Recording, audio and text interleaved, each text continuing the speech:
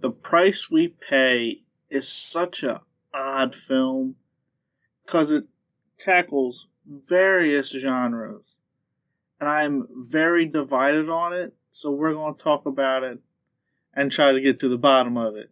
So, The Price We Pay features Emil Hirsch, Steven Dorff, who I like both, especially Hirsch. I think he's a good actor. He kind of, I don't want to say fell off, but he's nowhere near as popular as he used to be. And I think that's a shame, especially in his horror works in the recent years. He's been killing it. But yeah, big fan of his. He does good in this. I like when he dabbles in horror. I think he has a very good screen presence for horror. So, but yeah, what is The Price We Pay?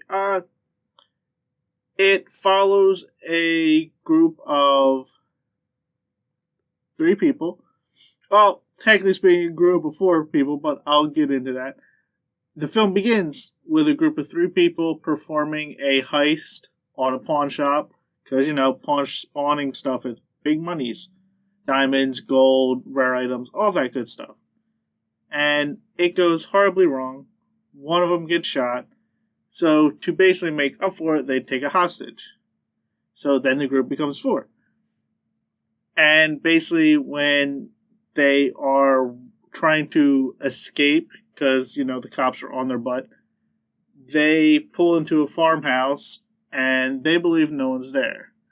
But they see a young man working, and with a little sly talking, they convince him to let them spend the night there, and they claim that they'll leave the next morning. Normal heist stuff. And overnight, they realize everything's not as it seems at this farmhouse. And I'll just leave it at that, because the twist is out there bonkers. And I personally didn't like it that much because the characters that the twist involves, we kind of don't have any time with them.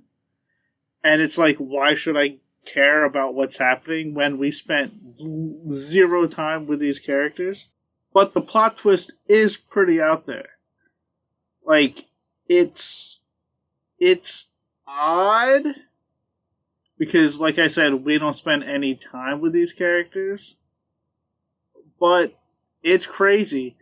And one of the things I liked is that there's a dynamic between the 2 male leads of Emil Hirsch and Steven Dorff, which is, one is very straightforward, like, I just want to get this job done and go home. I don't want to kill anyone, while the other one is very, like, I will kill whoever gets in my way, and, I don't care who has to get hurt. I'm getting this money, and I'm going somewhere, and I just want to get paid, regardless of who gets hurt. And that adds a nice dynamic to the story. And one thing I very much liked about this is that it shifts genres. Like, it's a heist movie to a thriller to a splatter film.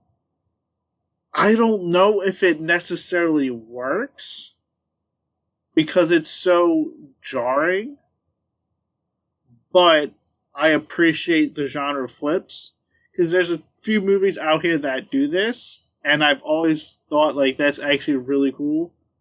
And when it works, like in The Guest, it really works. But when it doesn't work, it really doesn't work. And it's a very fine line to balance. And it's very violent during its third act. Like, extremely violent. Not like Terrifier violent, but it's up there. What I didn't like, dumb characters. There are dumb characters. Because they make dumb decisions. And what I mean by that, I'm going to just give an example, is one scene, a character is about to fight another character. They have, I forget what exactly it was, but for an example, let me just say a steel pipe. They hit the person with a steel pipe, then they throw the pipe away, and then choose to punch them bare fist style. And I'm like, why not just keep the pipe and just keep swinging and swinging and swinging? But that's besides the point. And another thing that I had a hard time with, there's a lot of flashing lights in this. That gave me a headache. And the editing is not great. Like, it tries to be stylish with, like, zoom-ins and stuff, but it just gave me a headache. I don't know if I wasn't feeling good that day or what, but the editing just drove me wild. But, yeah, like, the twist doesn't work for me. I don't know if the genre shifts work for me. The editing's wonky.